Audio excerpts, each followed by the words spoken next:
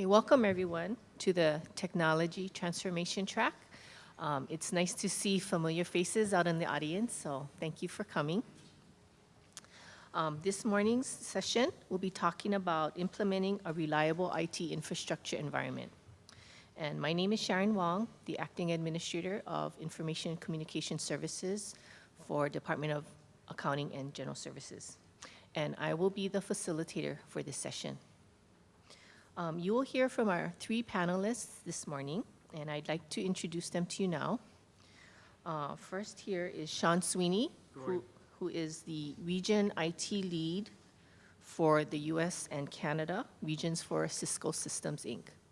And here is David Wu, who is the Assistant Superintendent and Chief Information Office at the Office of Information Technology Services for the Department of Education. And to my right, who you've heard this morning, Keone, the Deputy Chief Information Officer at the Office of Information Management and Technology for the Executive Branch. So the format this morning will be that each of the panelists will have about 15 or 20 minutes to present to you their slide and information. And I will be their timer, watching their clock, making sure that we keep on schedule, so I may give them the signal.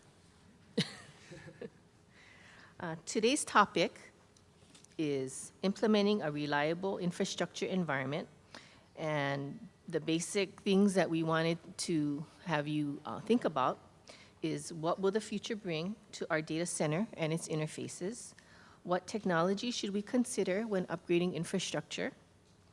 What is the future of the consolidated infrastructure or advanced computing environment and data centers? What exciting new trends are coming in virtualization, mobility, storage, cloud computing, green technology, maintenance, cost control, and overall security? So let me turn over the mic to our first presenter, Shaun Sweeney, who will talk about how Cisco designed their infrastructure to meet their business needs. Shaun? Okay. Can I stand up? Sitting down is just going to be a disaster for me. Good morning, everybody. My name is Shaun Sweeney. I'm with Cisco Systems, with Cisco IT. My primary job is working with our sales teams and our customers on how Cisco internally used our own IT technologies and how we deployed them. So it depends on what you hear about. Either we're drinking our own champagne or sipping our own champagne, depends on how much or when you are later in the night, or eating our own dog food. But what we do with our own technology and the lessons learned, we ultimately then take that and put together white papers, videos, and lessons learned on our public-facing website, and have conversations with our customers on where we went wrong, what we looked for as far as looking at a technology, and then starting to look at more and more from an architectural standpoint and from a business standpoint, what is IT going to start to bring to our business users within Cisco corporate itself. You can hit the next slide.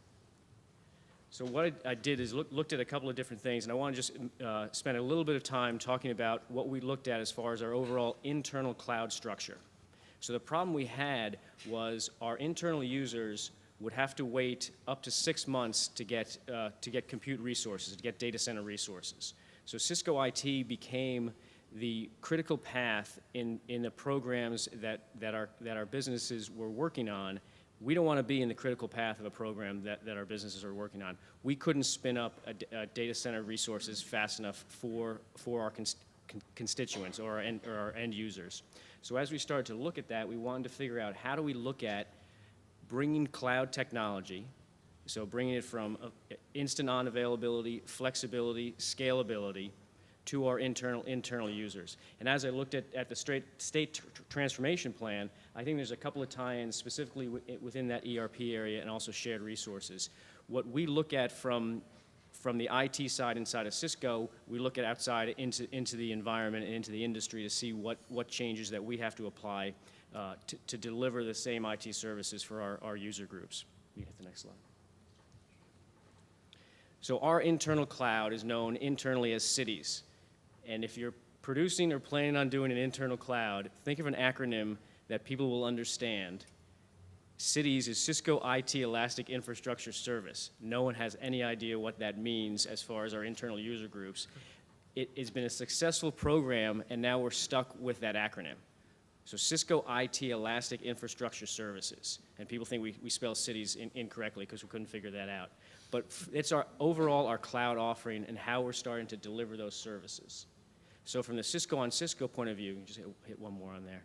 What we focused on as far as delivering cloud, we had the unified infrastructure. So if you're familiar with Unified Computing System, UCS, our Nexus line of switches for the data center, what we ended up using for UCS is the unified management structure that came out of Cisco.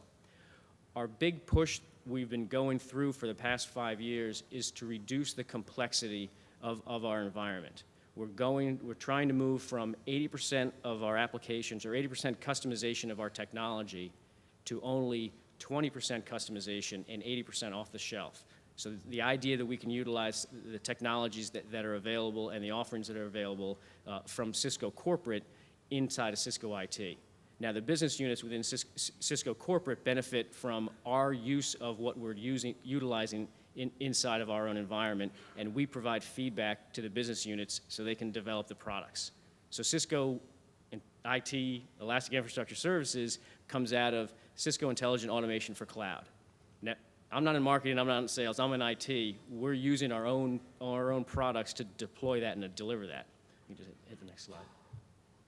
The biggest problem we had was, as I said, as we start to look at how long does it take to provision data center services? How long do we actually have to look at what is needed, how do we plan for it, how do we rack it, how do we stack it, how do we get it on the network, how do we turn it over to a business client? And our business groups didn't really care how long this took. They didn't care about the infrastructure. They wanted to do their job. They wanted to start looking at applications. They wanted to look at what they needed to do from database development.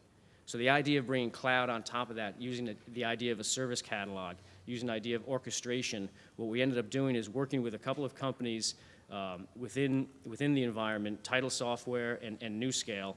Cisco ultimately bought them and rolled them into the offering, but we were well on our way of seeing where we can collapse the overall time to capabilities down from 8 weeks to 15 minutes. Now, I was blown away this morning of, what was it, 44 seconds? Yeah. Wow. So our SLA is 15 minutes. We could probably do it in about 6. But for 44 seconds, once you get below that threshold of 30 minutes or less, your clients don't really care anymore. They did care when it was 8 weeks. So deploying cloud resources in 15 minutes or 44 seconds, which is even better, to have a disk spin up, to have a blinking cursor ready, or start moving up the stack from not just infrastructure as a service, but to platform as a service, to offer web development, database development, to what our users are starting to look for. I could talk for 7 hours probably on all this, but I wanted to just give you an idea of what we started to look at, what the problem was from not being able to deliver compute resources to our end users and ultimately roll out our internal cloud service. Hit the next slide.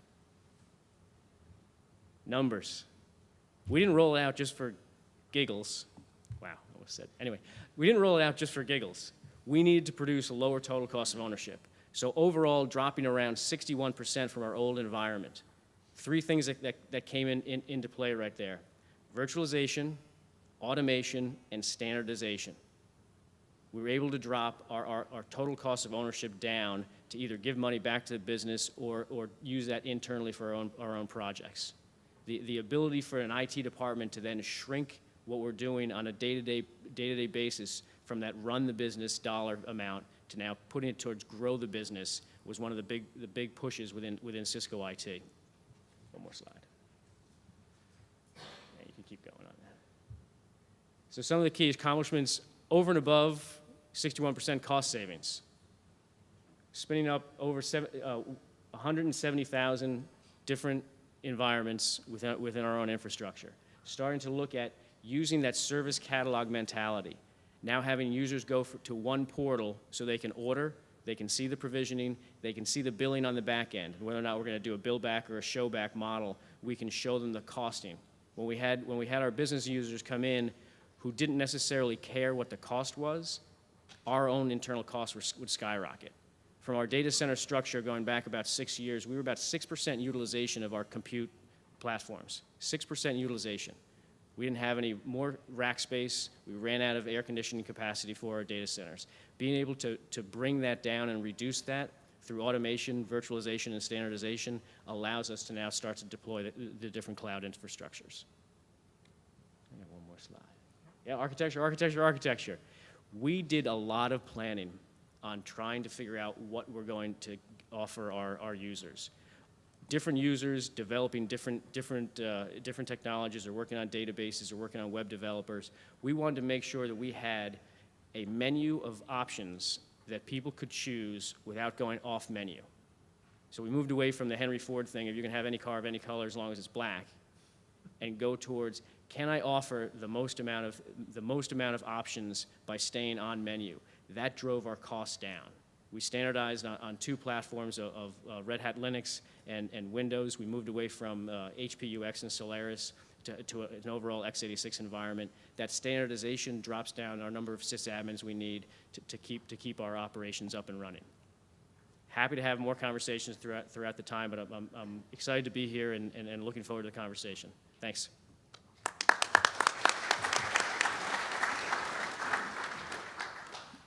Thank you, Shaun. I forgot to mention that after the end of the presentations, we'll have time for question and answers. So keep that in mind. Okay, our next speaker will be David Wu from the DOE. Thanks, Sharon. Can you folks hear me in the back? Great. So a little background on the Department of Education first. We are a 180,000 student school district. That makes us within the top 10 largest school districts in the United States. So we service over 255 schools. And we have an IT infrastructure and systems teams that consists of about 153 engineers and technical folks. It's a fairly large organization to run. And from an infrastructure perspective, we have lots of problems to solve. So I've actually been at the department for 4 years. We are in the process of basically rebuilding our entire IT infrastructure in many different places. Starting with our network, we're in the process of pulling fiber to every single one of our schools through a grant called BTOP. It stands for the Broadband Technologies Opportunities Program. That's a $36 million grant, which basically provisions fiber for all the public schools, libraries, and the University of Hawaii system in the state. We also have a $40 million CIP project, which is slated to rebuild the network inside of every school. And we've been really creative about how we funded that. But at the culmination of that project, we'll have a network that can support 21st century learning throughout the state, and hopefully meet the bandwidth needs of all of our students as our students start transitioning into one-to-one based technology programs with a device for every student, common core curriculum, or digital curriculum based learning that's hopefully standardized as well. But with that, we have a lot of challenges in our data center environments. And so if you can go to the next slide, we have basically a traditional data center. When we have failures, as we have encountered before, we actually had a failure in one of our data centers, I believe it was a few months ago. We actually lost data. And so the way that the recovery currently happens is that we basically have to restore from a backup. And backups traditionally are from tape or from our network storage. So in this case, our restore time objective usually numbers in the 24-hour period. And so we're able to recover within 24 hours. And in some cases, when we have a combination failure that involves hardware and software and corruption, the recovery times are even longer than that. And so the objective also is not to lose as little data as possible. And in these cases, we actually had to lose data. And for those systems in our current data center, which as our as our IT staff will test, it's not as resilient as can be. The lucky thing is that for our tier 1 application, mission critical applications, we do host them in DR Fortress, which is a hardened data center that basically has generator backup and redundant cooling and power. Our current data centers are not tier 1. In fact, in many cases, they don't have redundant systems. And so that's one of the reasons why we do lose data in our tier 2 applications. The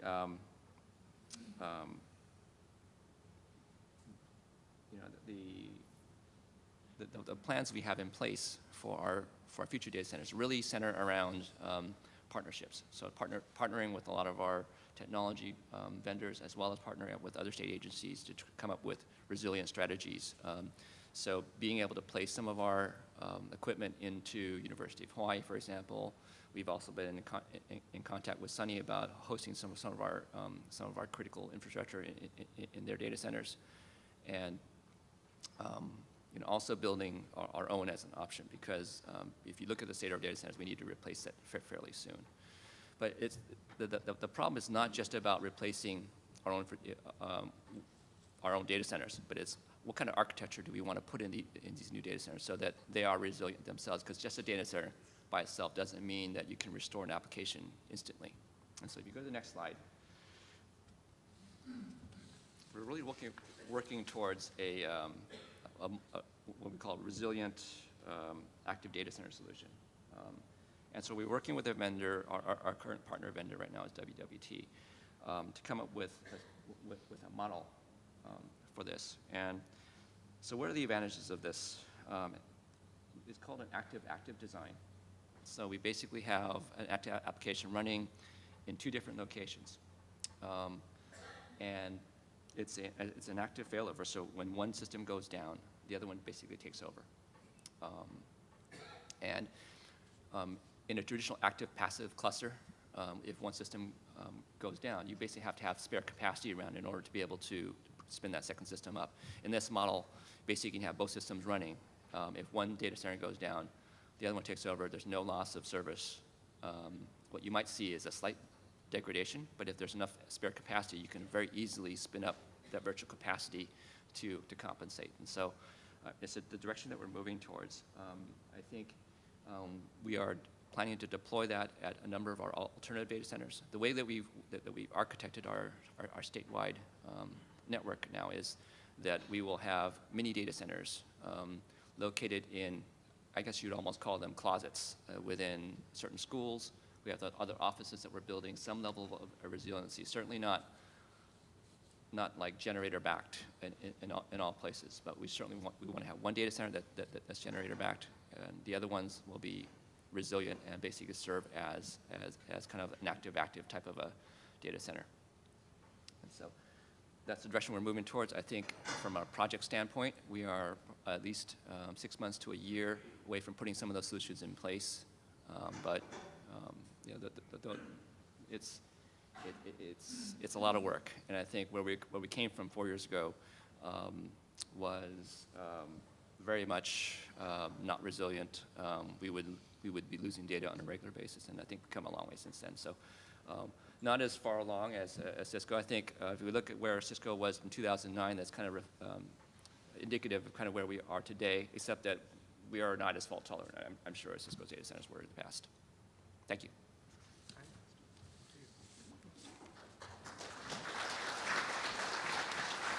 So actually, I did have one more slide, sorry. Oh. So this slide actually illustrates an example of how we want to move forward, which is our student information system, which is currently hosted in our DR Fortress Center. But when we do have a Tier 1 data center available, we're going to migrate it over here. And so in this scenario, in a typical failover scenario, you notice you basically have to have 2 times the amount of hardware in order to create a failover scenario. If you build out the second piece of this, the typical configuration also involves a lot more networking infrastructure and shared storage in order to make this work. If you build this again in the WWT EMC vPlex configuration, you notice that there's a lot less hardware configuration, build out the third part of this slide. And moving to an active design, the real advantages are high availability and an ease of configuration and management, as well as the ability to replicate very easily across the different systems. So anyway, that's it. Thanks. Thank you, David. We're a little bit ahead of schedule, so I think Keone would appreciate the extra time that both Shaun and David has given him. So next up on our panel is Keone Kali, Deputy CIO of Operations. Okay, I'm gonna have to take this mic off. You want me to drive? No, because I got a video I gotta play sound Oh. off my computer, so hold on just a sec. Just a little slack. All right. So I'm going to sit and go through some of this stuff. This is an exciting time in the evolution of the state. What we're really looking for at this point, and what the agenda that Sunny set forth, is operational excellence. Creating a world-class technology environment that is highly available, resilient, and scalable with a service level guarantee of 99.9% availability, and supporting continuity of government services. That's our challenge, and that is the vision, and that's what we have been working towards, tirelessly for the last year with all the teams across the state. So this is part of the technology modernization track, one of the 3 tracks, and it considers consolidated infrastructure and enterprise shared services. So again, I think it's important to read the focus of this session. What will the future bring in our data center and its interfaces? As we continue to upgrade the infrastructure, what new technologies should be considered? This session takes a look at the technologies that will lead the way, including what is the future of consolidated infrastructure, advanced computing environment, data centers, and what exciting new trends are coming in virtualization, mobility, storage, cloud computing, green technology, maintenance, cost control, and overall security. So we have it all. We have launched, in OIMT in this last year, I think that we are literally up to 1,000 projects that are running concurrently. In the different areas, everybody has their set of 50 or 60 projects that everyone's running, and they're just, working through the messes. But we, started this journey. We have system failures. We have potential for irretrievable data loss. Our DR plan was not, almost non-existent. We've had brownouts. We've had hail on gas discharges. We've had all kinds of challenges this year. Fire department ripping doors off buildings because alarms are going off. So we have all kinds of things that we've been challenged with. Everywhere's a challenge. Nothing's left undone. But what I want to add to this panel is looking at the composition here. Sharon has been really running ICSD for the last year and a half to almost 2 years. Yeah, almost 2 years now. She had experience at DOE. She had experience in different areas. She's moved around. She has seen it all. David has private sector experience, and he's bringing that to bear in the throes of DOE's challenges, and they have done an amazing amount of work in the last 2 years. 3 years. There has just been a phenomenal amount of hooking up the schools, getting them on enterprise systems, and looking with that larger vision.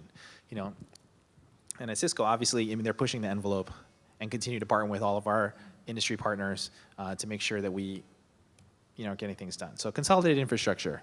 Let's first talk about the 10 gigabit backbone network that David Fujimoto and the ICSD network team have built. It is a combination of 3 networks, really. We have an MPLS network, we have an INET network, and we have our NGN network. And on top of that layer, that backbone is officially now running at 10 gigabits per second and 1 gig into every state building. That is a phenomenal 100x increase in capacity. Unified communications, that's now hit the stage. We're talking about VoIP phones, we're talking about gig phones with video, power over Ethernet, capability, synchronization with our email, and online identity management, things like that. And then internet services, which borders into a little bit of HBI strategy. So let's look at the OIMT data center strategy. Talk about blowing it, way out, okay? So we said, okay, if our current data center facility doesn't have the power, the cooling capacity to add new equipment to it, what do we do? Do we put it at departments, data centers? Do we proliferate? Why don't we put a data center on each island?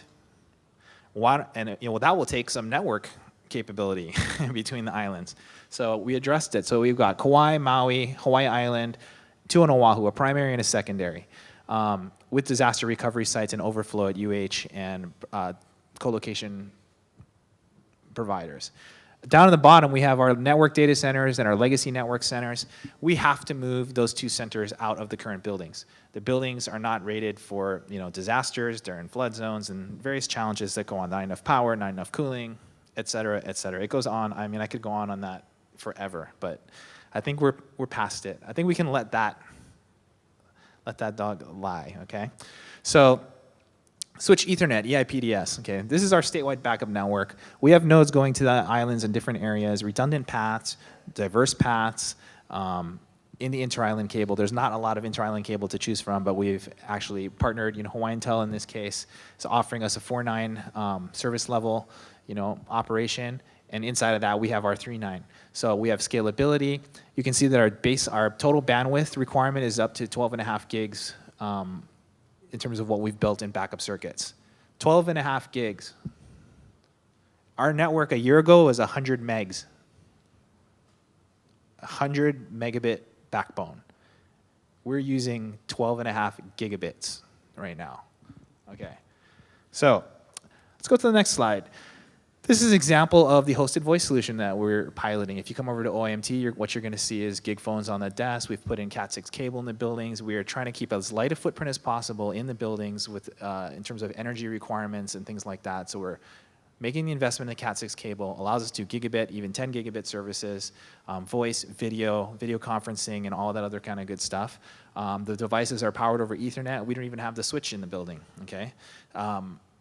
This is where we want to get to. Very light footprint, very mobile, very capable of forwarding stuff through soft switches and whatnot with the phone company. In this case, HawaiianTel's helping us out with this particular pilot.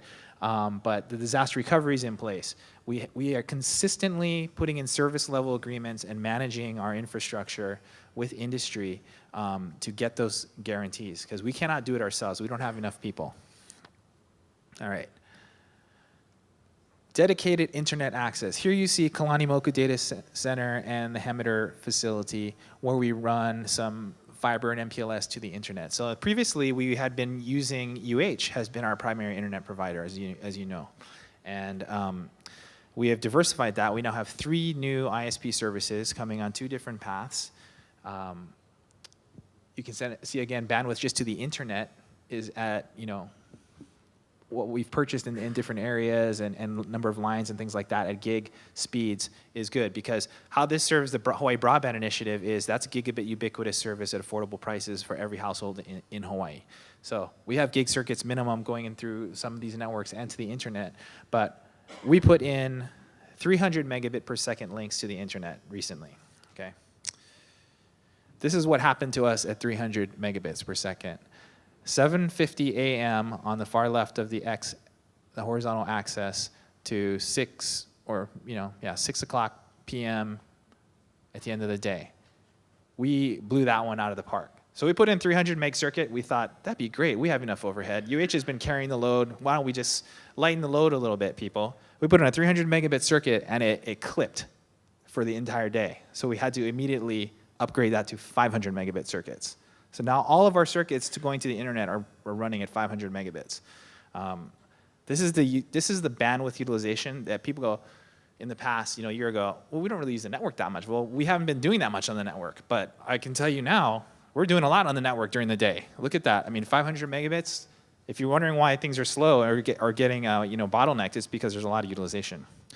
So how do we get into network managed infrastructure? This is the current security operations center that we have just put together. And as of last week, those TVs went up, the monitoring software is going in.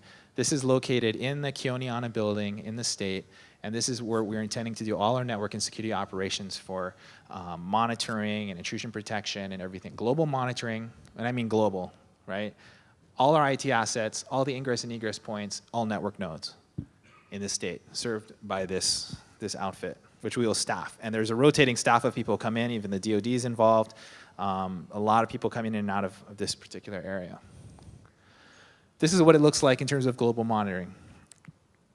Now, these are both natural hazards occurring in the world as well as IP critical hazards and things where attacks are coming from on the internet. So this is a high-level overview of the security center. So cyber hazard monitoring, critical infrastructure protection, natural hazard monitoring, man-made hazard monitoring. All these things affect our critical infrastructure. They all affect our network. When there's a tsunami, there's a hurricane, or there's some degraded fiber in the ocean, or something hits a building, or we have water or inundation, we have problems. So that is why we're looking at this scale. There's also advanced forensics on where these IP attacks are coming from. You can see by the slide, there's different icons. These would be like, someone's doing sweeping our network from China or from Russia or something like that. We know the IP address, we know where it's coming from, we can trace it back and, call people over there and wherever the ISPs that are doing these things and, get on top of it quickly. So here's an example of all of the traffic cams that are in Hawaii right now, the DOT traffic cams, City and County of Honolulu traffic cams. There are also public webcams that are out there that can be harvested and put into these types of interfaces. But this is the security posture that we are taking to manage and protect our critical infrastructure, which is our network and our data centers. So in terms of data center managed services, we have a long-term and a short-term strategy. We have to move out of the current facility. It is antiquated. It will cost us too much money to retrofit it. So with that, we have a plan. We have the current state, we have a 2 to 3 year plan, and we have a long 4 to 5 year plan. In the 2 to 3 year plan, we're really seeing the consolidation of many of what the departments are doing in their closets with their virtualization, and we're going to do some platform to virtualization conversions. We're going to do some just virtualization moves into the consolidated infrastructure that is currently running the government-private cloud in Kalanimoku.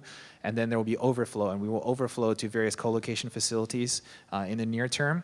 But with the long-term strategy is to have that data center built and hardened and put in place, and then we will move all of the assets to the new facility. So these are the things that are on deck. The planning is going on for that now. As far as the data center aspects are concerned, we'll be coming out with an RFP at the end of May for building the final Tier 3 data center on Oahu. Okay, short term, 6 aspects. So there's a lot of detail on these slides, but it incorporates mainframe and other, AIX and Unix machines and x86 platforms and things like that, and how we deal with those things, how we virtualize, what we keep in certain areas, what we move, so on and so forth. So from December 2013 through June 2015, we basically have a roadmap. And it's an aggressive roadmap. And we are not only are we increasing our capacity, but we're reducing risk. So using those deduplication and DR strategies that both our panelists were talking about, we are definitely going to leverage that. We have a ton of storage. We have backup capabilities that will be put off site now and at UH and some other places and on Maui. We have a mirror site on Maui for our Kalanimoku data center that can run production to Maui in the case that facility in Kalanimoku is disabled. But there's a lot of virtualization in this and targets, and this is what is happening right now. So government-private cloud. Here's the interesting thing about setting up the cloud strategy for the state of Hawaii. It doesn't come without people. We have had to put a program of a center of excellence in place around building a cloud strategy and a cloud team that involves the network people, the security people, the data center people, facilities people, all the software engineers in all the departments, okay? And we're building a service strategy. We were talking about portfolio management and stuff. You have to be able to support the services that you're putting out there. Otherwise, it's no good to anyone. So this is kind of the life cycle of service that you see here. Here are the drivers. We are trying to build an innovation economy in Hawaii. We need to accommodate economies of scale. We need to be providing enterprise shared services. We need a 99.9% runtime. Like I said, there's over 60 security projects and 50 network projects underway. So we did an operational readiness assessment of our team and what we're capable of. And from a strategy, organization, IT business, and consumer control, service control, operations control, infrastructure control, you can kind of see where we rate in the red or the green. Here's another view of that life cycle. How do we get from reactive through proactive to innovative? Okay, and soon, next slide, you're going to see where we're kind of at. These are the skill sets required: enterprise architecture, OS specialists, physical networking, storage, security, governance, operations management, a NOC, a service desk. These are what you need on a cloud team. Here's our operational readiness. Look at all the categories we have to cover. So that red splatter chart right there in the middle is about where we're at. So we are in its infancy, we're at the beginning.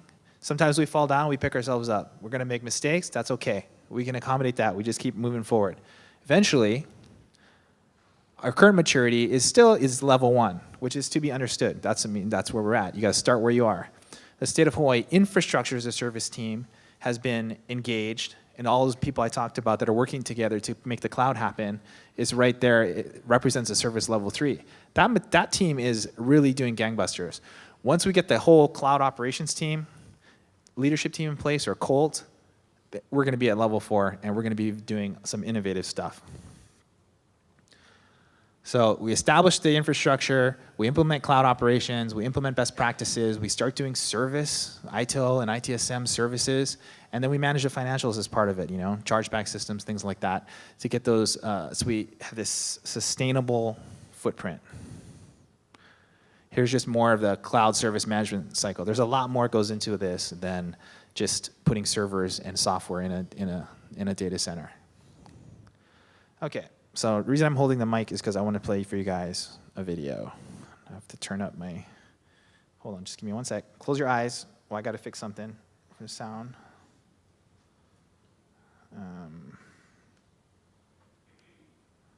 Where's the volume? Whoops, well. Hope the volume works. There it is.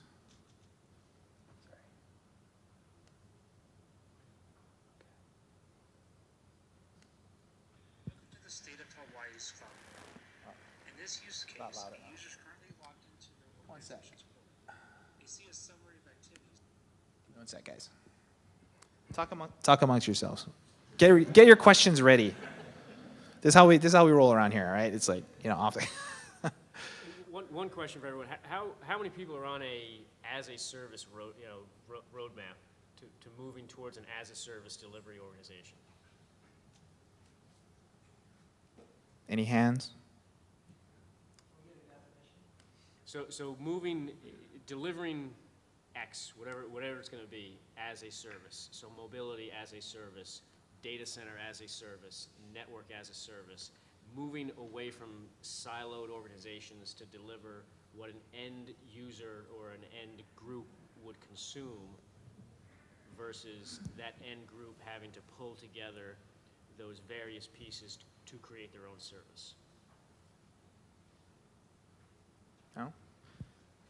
Okay. Think on that. Welcome to the State of Hawaii's cloud portal.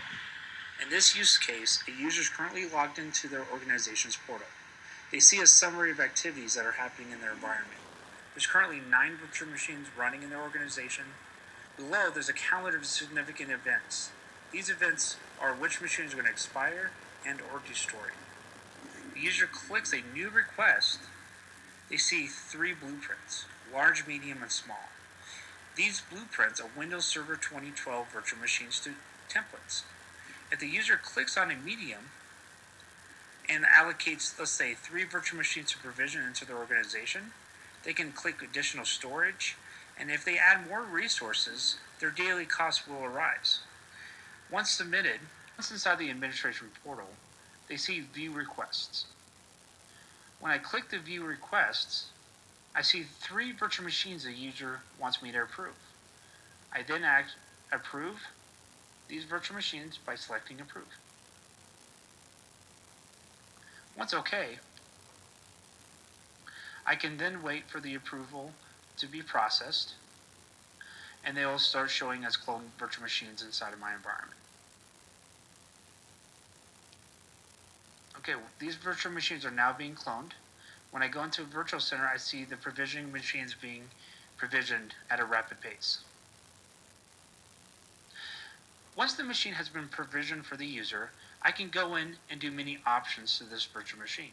I can take actions such as RDP into the virtual machine. I can create snapshots. I can destroy. I can install tools. I can manage the snapshots, But most importantly, I can reconfigure this virtual machine and add additional resources, such as storage, networking, and then once I submit, this virtual machine will get processed for whatever additional settings I added to that virtual machine.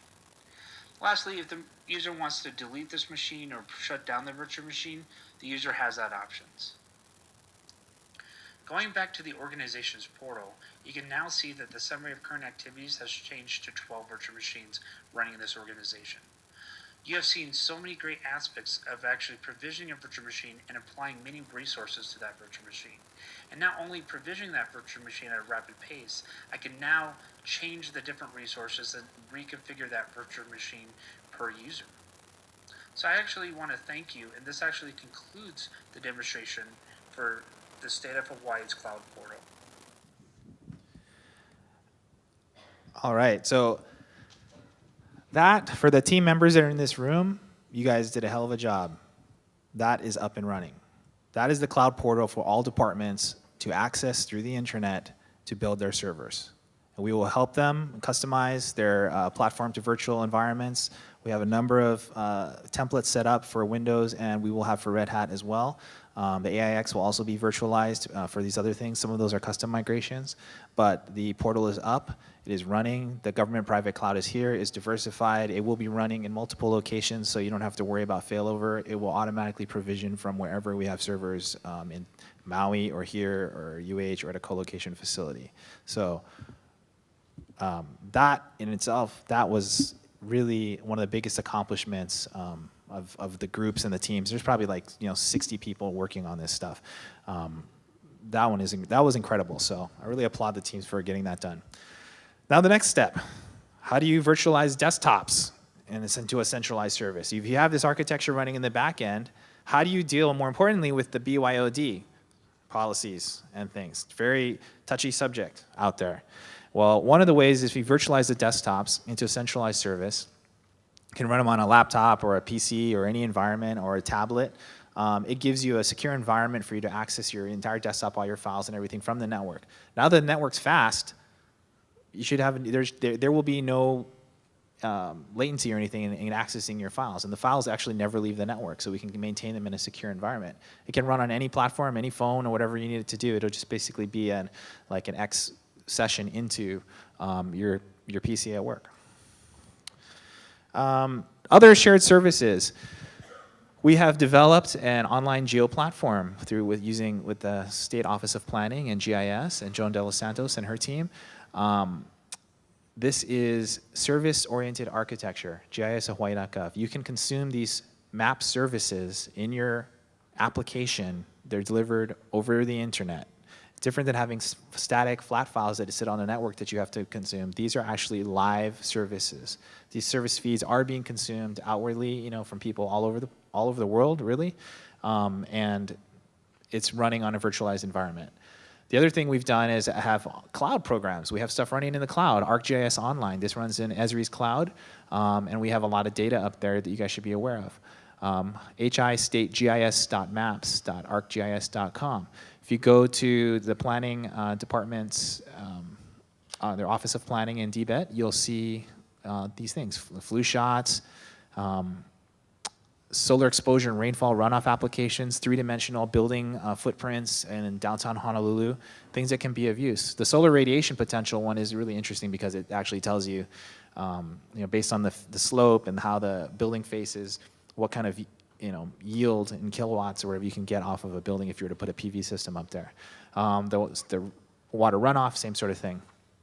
So there are more and more data sets that are becoming available and being put online. Okay. So with that, let's turn it over for panel questions.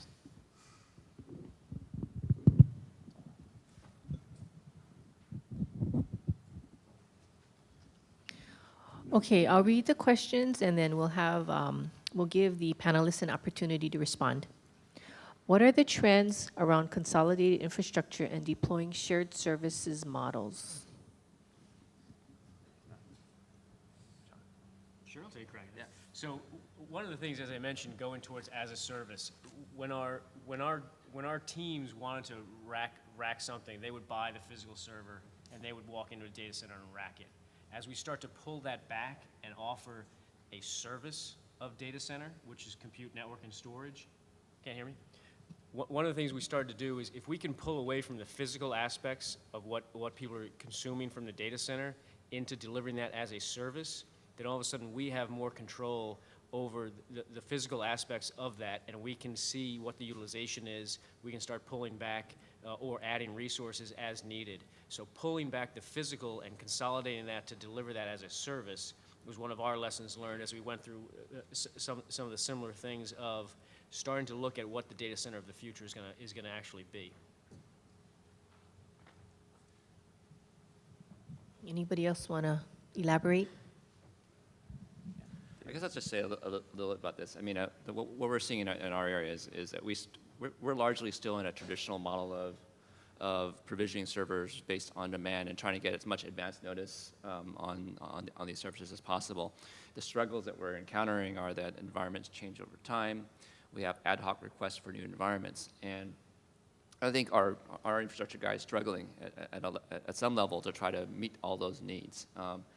And I think that what we're moving towards is more of a model where we try to overbuild a lot of our infrastructure so that we're able to provide a lot of that capacity on demand, but also is trying to teach a lot of our business users about how to plan and essentially build some of these costs into their operating infrastructure, because largely one of the reasons why we struggle is because we're trying to shoulder the cost of a lot of this infrastructure internally. And so coming up with ways where we can share costs with our business users, where we can start billing them, like the way that Keone is doing, is the direction I think that we want to move towards.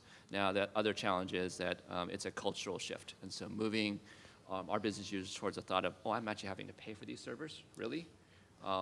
Is going to be a mind shift on their part. But I think it's also going to help them to realistically size some of their systems so that we're not underutilizing a lot of our infrastructure. Yeah, I would just like to add to that it is about service. You know, service-oriented architecture, providing services and service-level agreements to departments and agencies is really the key thrust of our focus. That's why we want to commoditize and shrink the amount of time it takes to do these other activities. I mean, 44 days to procure, buy, install, and rack a server and get software on it. We can do it in 44 seconds. I mean, what is the value of that to the agency in terms of our time? We can spend more time with the users, helping them do what they need done. You know, it's putting people in front of people again. You know, instead of like going through these request systems and other types of things that we've had in the past. We're really enabling ourselves to provide a higher level of service to each other and to provide more value in doing that. And that takes people, it takes training, and the technology is becoming more and more consolidated on its own, compartmental. I mean, it's just getting smaller and lighter and more efficient as time goes on. I mean, we have a hard time keeping up with it, in fact, right? I mean, even on the mobile devices or tablets or things like that, I mean, this stuff changes like every couple months. So I think the trends are, commoditization of some of these things that we can do them well. And it's just a commodity. IT is a utility. Okay, the next question is, I guess if the panelists could share key lessons learned, best practices, or in other words, pain points, words of wisdom, golden nuggets, anything that you'd like to share to help us along. I pulled this up from my iPhone because our CIO mentioned this at the CIO Summit 3 weeks ago now. Consistency creates simplicity. Customization creates complexity. So our goal is to, as I said, move away from the complex, get it as simple as possible. The other piece, and I'll give this to a customer I was talking to up in Canada, he said the technology's easy. It's the people that's the biggest problem. So putting together technology, whether or not it's Oracle or Cisco or EMC or VMware or NetApp, the technology usually can be put together. The changes within the organization structure to have the teams and people start to pull together. When we went towards a whole data center cloud environment, the biggest pushback was from our sysadmins. Because for years, all they had to do was rack a server and keep the operating system up and running, and no one bothered them. Now they had to come into play with the database teams and the networking teams and the automation teams and our architecture teams, putting that all together. So having the people come together in that shared services model to deliver it is was one of our biggest lessons learned. I guess I'll chime in. Our biggest lessons learned are actually from our failures, and so I think from our outages, we've learned that with the infrastructure that we have today, not standardizing is one of our biggest failures. So we have, if you look at our data centers today, it's like a Frankenstein. We've got hardware from every possible manufacturer that you could imagine. We even have some old deck VAXs in our data center. So recovery, it becomes a big challenge for us because we are, we're constantly searching for spare parts. We are constantly struggling to get trained on the different systems out there, and the knowledge to do a restore on a VAX is very different than doing a restore on some of our newer systems. And so moving to virtualization is helping to change that. We are trying to standardize on one single rack platform. We are virtualizing all the assets that we can virtualize in our existing data centers, and that process is going to require funding. But also moving towards an active-active type of an environment will also help us avoid those problems in the first place, and also meet a lot of our service level agreements that we have with the business. So the biggest lessons learned is just around training, standardization, and simplification, as Shaun was saying.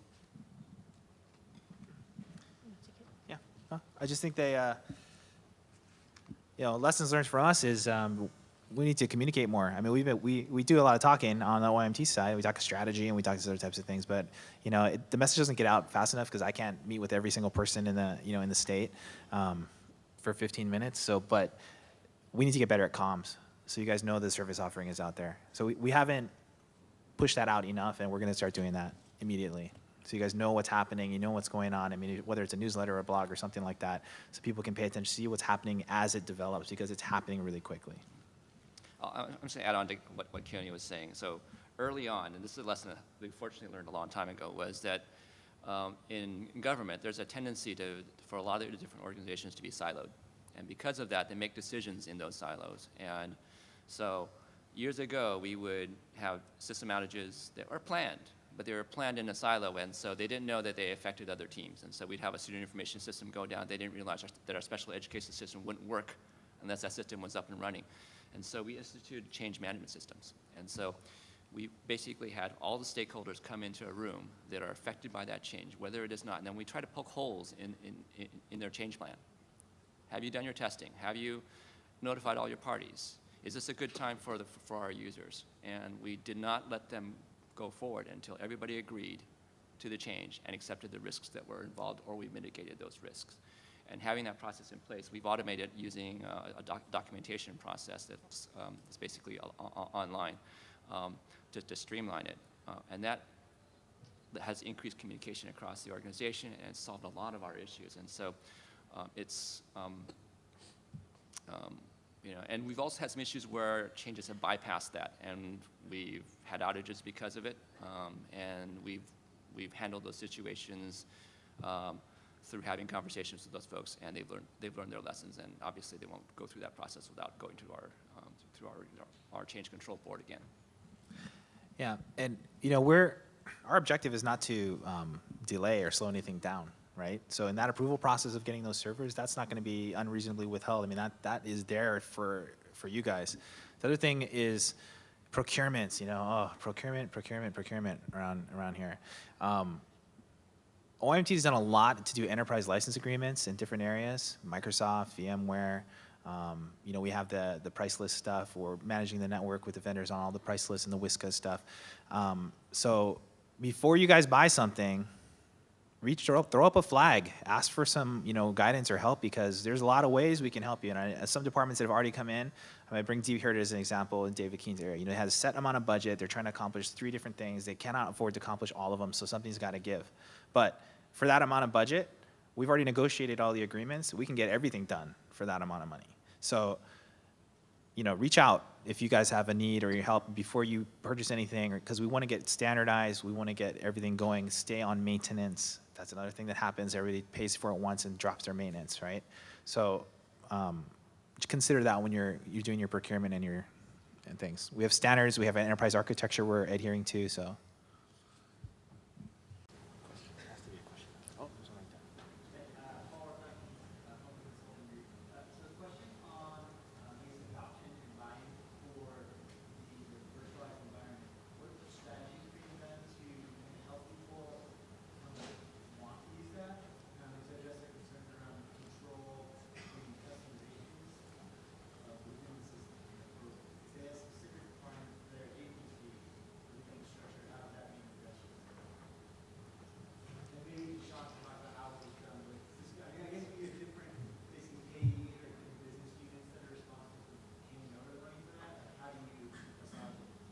So a couple of different points there. One is, and I'll use, and my boss hates when I do this.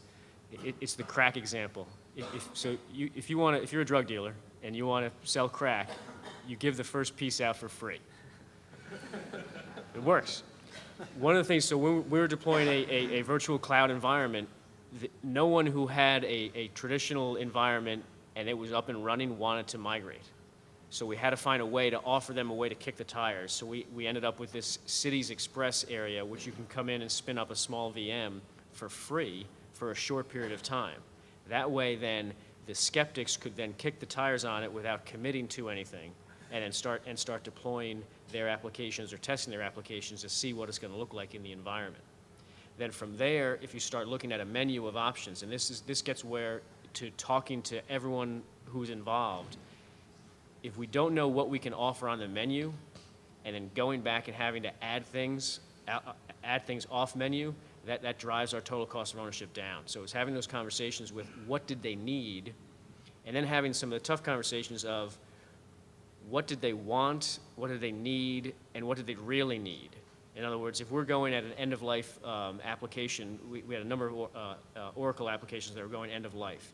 So the application teams needed to change anyway, so why not move them to an x86 virtualized environment? So we took advantage of some of that happening within IT as well, of if we're getting towards an area of something's going end of life or end of service, then they're made to go towards the next new thing. We also went for low-hanging fruit. What groups wanted to upgrade first as opposed to who we're going to have come kicking and screaming. So any number of different options from there. But getting that menu complete as possible was one of our biggest pieces to be able to offer 95% of what our business groups needed to use, because once you started pushing away from that, that's when your costs start to skyrocket and you're not providing any benefit back to the government. I think we have time for one more burning question. Anybody have a burning question or any question?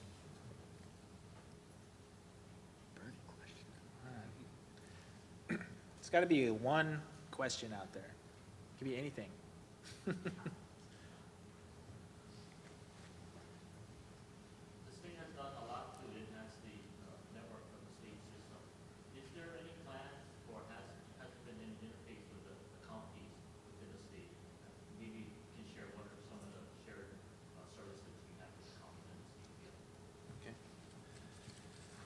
So from one aspect, you guys, we have the the fiber networks and things like that. What you may not know, we also have a microwave network, right? Microwave-based backup networks. And the state's shared blended radio, land mobile radio service runs on that. Many counties in the neighbor islands are using it. We are intending to bring fiber to all our radio sites, bring fiber to the counties and the emergency services areas, whether it's through iNet franchise agreements or through MPLS networks or through our NGN network, because we have to connect up with everybody. There is a FirstNet initiative that's out there, which is a public safety broadband communications sort of plan out there, and we have to be compatible with that. We have to be compatible with carrier networks that are driving LTE development and coverage on the islands for public safety. So the state, we started simple where we're at from the core, but we're expanding out very quickly. So right now we expanded to every state facility, Now we've done all the schools and public libraries.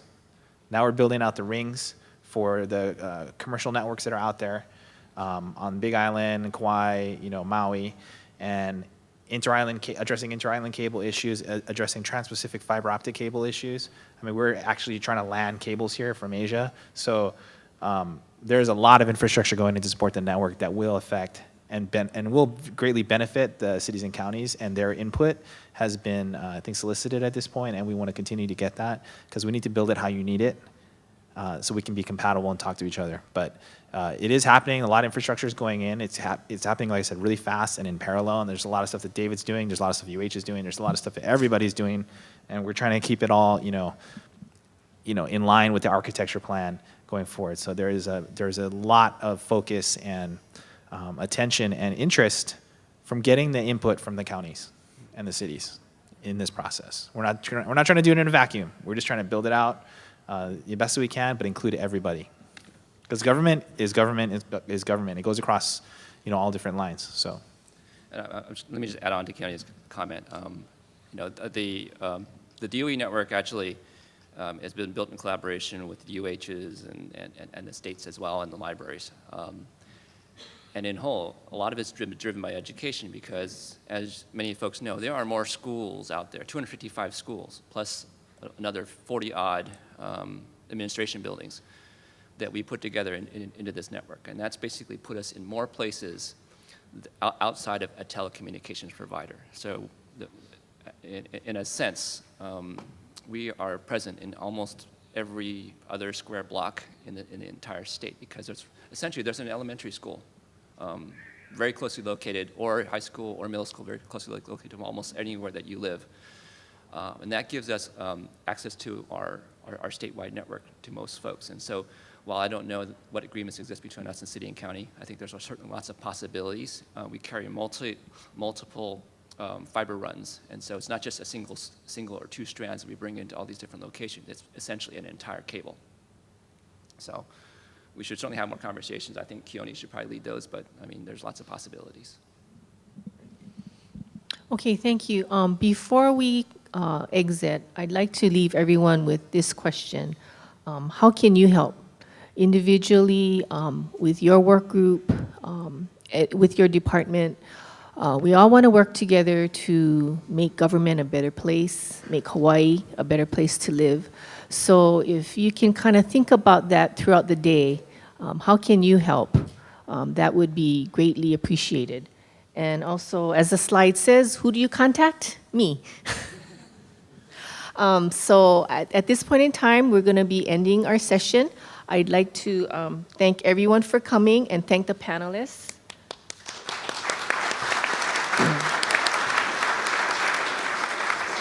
And at this time, I'd like to remind you to return to the Coral Ballrooms 3, 4, and 5. We're going to have a luncheon keynote speaker at 11:45, and the talk will be about Extreme Makeover Government Edition. Thank you very much.